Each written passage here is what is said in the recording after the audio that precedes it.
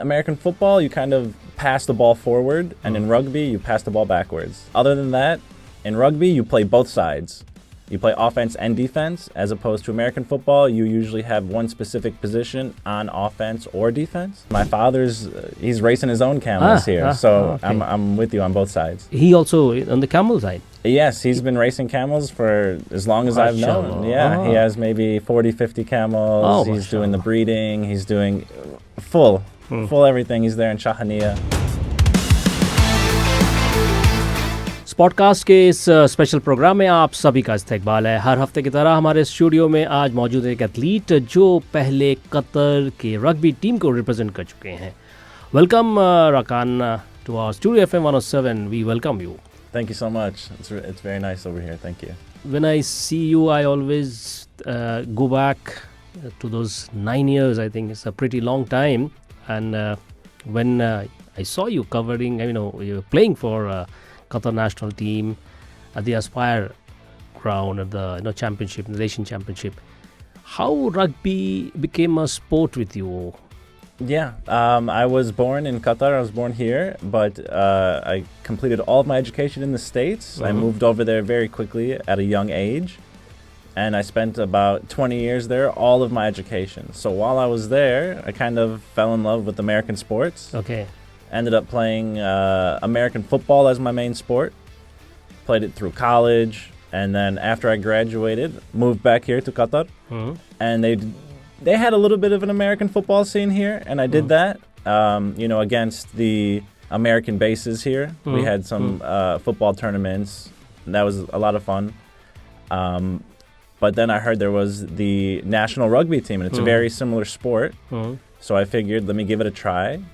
And I liked it even more than American football. So it worked out quite well. And you have a physique to play the rugby sport. Oh, yeah. All those years of American football was the perfect training. You couldn't get any better training. Which university or which city that you were based in America? Yes, I was at Lake Forest College, which is in the northern suburbs of Chicago. We won our conference championship my senior year. Really good times. So how you seen, over the period of time when you stayed here and Qatar grew as a major sporting destination, right? And with football, definitely the FIFA World Cup was a crowning glory for Qatar as a host. How would you define that? I think it's great. It's one of the reasons why I was so excited to be here is because it is turning into one of the more sporting areas of the world. So being here for the World Cup was amazing. I attended many matches, 4 or 5. It was very nice. And I'm happy that they're, kind of focusing on sports here. And I feel like it's the best place for me. Which stadium that you like the most? Let's say Education City Stadium. That's because you were working there. Yeah, it's very beautiful looking. It's very modern. I do enjoy that one. I've been there a few times. So as you said that you are working right now with Qatar Foundation and with the horses, the equestrian. So how you switched from previously you were working with let's say with Qatar Energy and then switched to Qatar Foundation? After I stopped playing rugby, I kind of had a hard reset of what I wanted to do in my career. I took a break to focus on, my health and stuff like that. So following that, I just, applied to a few places. Actually, it was between QF and QMC, honestly.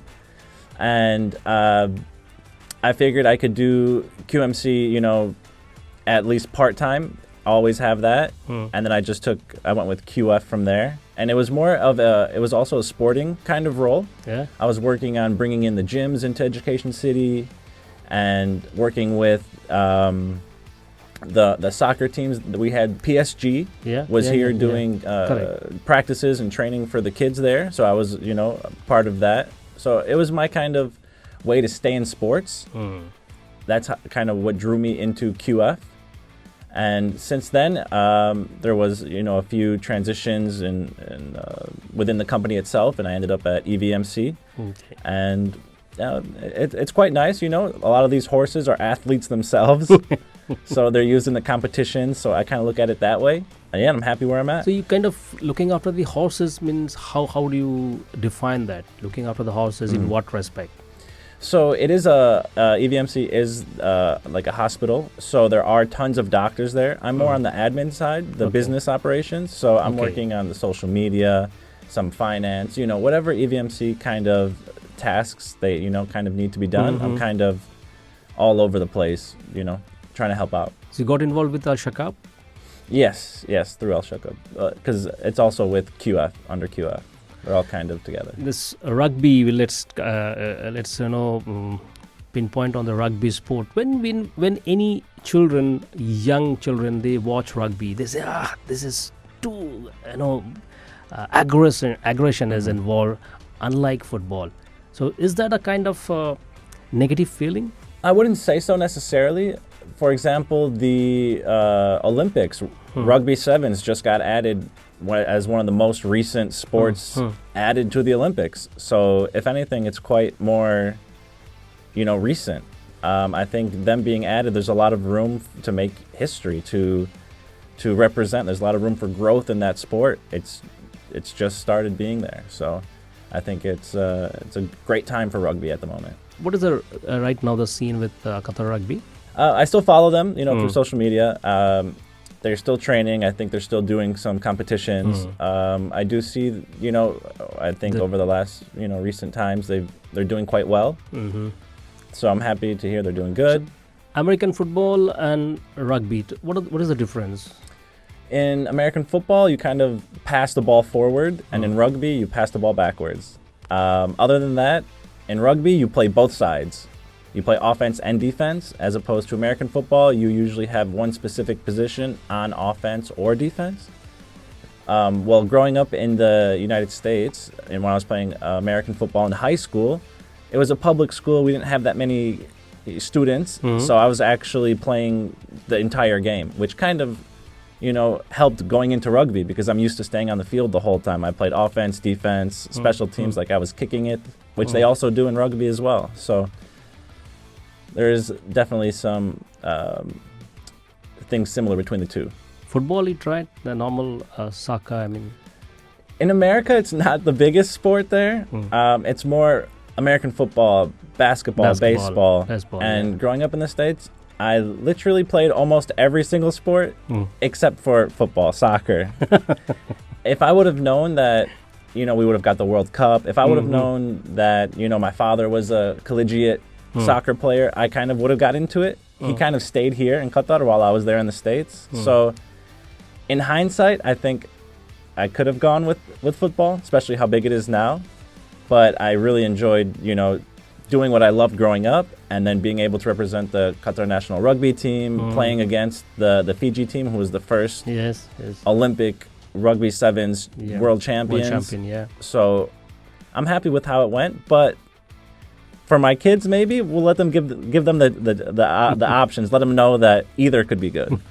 Since you already got married, as you said, and it's very happy to know that you married a boxer, and I think I have not come across a couple representing Qatar, both husband and wife. It's an unique, I used to say, right? She's an amazing partner. It's one of the reasons why I was kind of interested, and she's amazing. She's very dedicated, very determined, and she also motivates me, to stay fit and stay healthy. I kind of, was the athlete my whole life. She kind of went into sports at a later age, so I kind of went from being a sports player to now a sports supporter. So it kind of worked perfectly timing for us. She chose it, I think, because at first she was more just into the fitness of it, and boxing training is one of the best trainings you can do for fitness, and she kind of just fell in love with the sport. So she kind of stuck with it, and after a couple of years, she started competing, and she's doing quite well. So we have a sporting family in Qatar. So you are the only guy. I have never come across. I think nobody has talked about their wife also being a sports person. Yeah, it's quite nice. I really enjoy it. I go to her trainings with her sometimes. Like, it's a really fun dynamic at home. We go to the gym together. It's really nice. Yeah, it's really fun. Qatar has grown, Rakan. since the time, not much before the FIFA World Cup, hosting a large number of world championships in Qatar, sports championships. What impact did it had on the, if I ask you being a sports person, on the generation of youngsters who have seen Qatar hosting, let's say 2006 Asian Games, right from 2006 Asian Games, and it is going, it's an ongoing process. Next month Qatar is going to host the World Table Tennis Championship, 2027 the Basketball World Championship. Oh yes. So what sort of impact it had on the new generation of Qataris? I think what it does is it kind of puts Qatar on the map. Yeah. So now the rest of the world knows who we are as a country, what we offer, but then at the same time, hopefully that's pushing, the kids of the new generation, like, look, we're hosting these tournaments. I want to be a part of that. I want to be in one of these championships that's being hosted in our own country.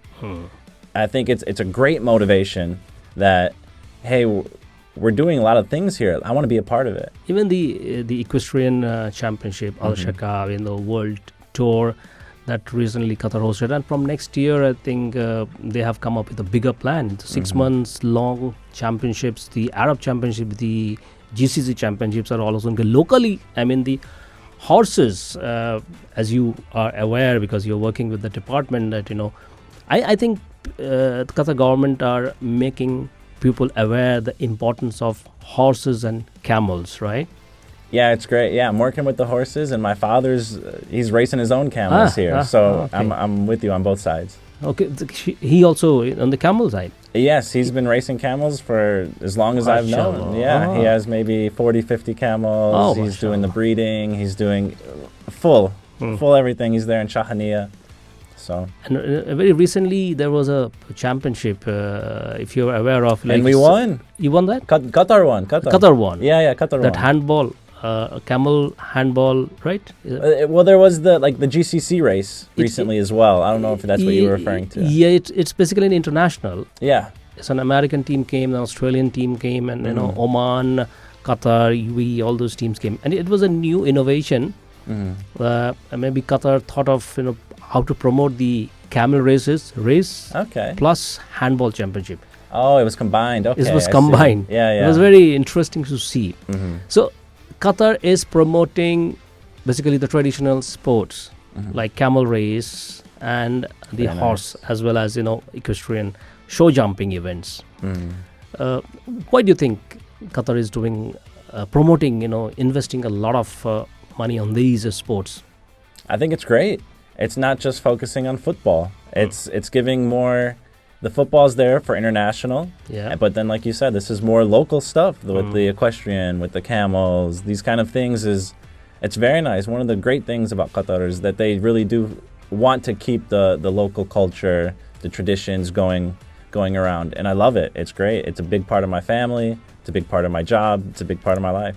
Other than sport, I think you mentioned about during the World Cup, you did some media-related works. Yes, I was working with QMC here during the World Cup. I was out on the streets as a presenter, interviewing people, talking about, some of the exhibitions that were going around, like part of Qatar, and it was great. I loved it. Qatar TV?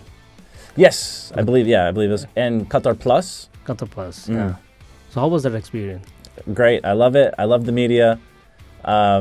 Growing up, I always wanted to do the dual athlete media kind of thing, that was, they kind of fit hand in hand almost. So you're a multitasker? Yeah, you got to keep busy all the time. So when I stopped competing, I leaned more into the media side, so I really enjoy it, and I appreciate you having me here so I can continue that. What's the next? I'm still auditioning for films, I don't mind doing some ads, some models. I saw some your modeling. Suddenly after the rugby, I remember 2016. After 2016, I saw suddenly you became a very handsome model. Oh, thank you. But even now, just recently, the short film that I did here for Doha Film Institute is now on Qatar Airways flights currently. So if you're taking any flights anytime soon, check out the short films. A Proposal, directed by Nadia Al Khatab. Okay, it's an award-winning short film. Check it out.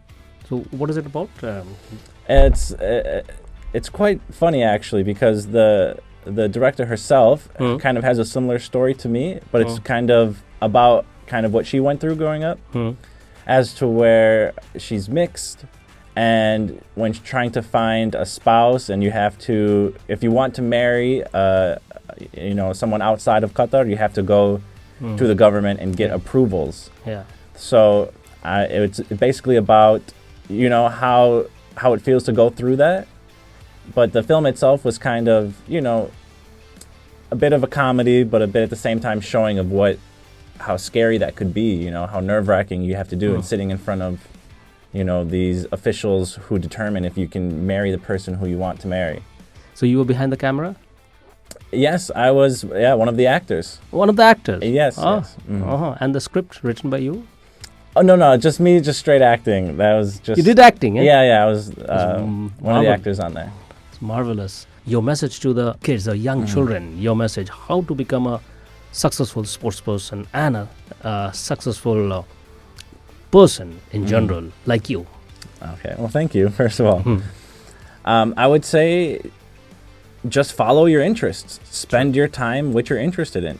These days, you can pretty much do anything. If you are really passionate about it and you spend the dedicated amount of time, and then you use the resources you have, like the internet, to learn, okay, what are these people who are successful in that area? What are they doing? How are they doing it? I see their lifestyle. Is that what I want to do?